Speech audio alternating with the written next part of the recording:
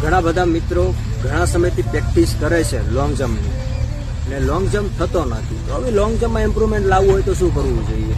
કેમ કે બહુ દિવસો ઓછા રહ્યા છે, બરાબર. ઘણા બધા મિત્રો સવાર સાંજ લોંગ જમ્પ જ કરે છે તો હું લોંગ જમ્પ એક જ દાડામાં ખાઈ જાઉં, પણ એ વસ્તુ શક્ય છે નહીં.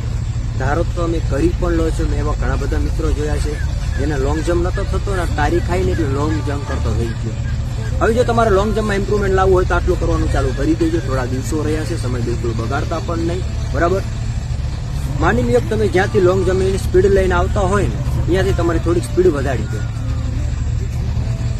માનો તમારા 12 કદમ છે ને પ્લસ બીજા 12 કદમ એટલે તમારા 24 કદમ પ્લસ 21 કદમ કા 20 કદમથી તમે લોંગ જમ્પની સ્પીડ લઈને આવતા હોય ભાઈઓ, તો તમારી સ્પીડમાં ખાલી થોડી સ્પીડ કરી દો તો તમારો લોંગ જમ્પ થઈ જશે, બરાબર. જે મિત્રોને 14 જેટલો થાય છે એ મિત્રો ખુલ્લા પગે ટ્રાય કરવાની કોશિશ કરશે.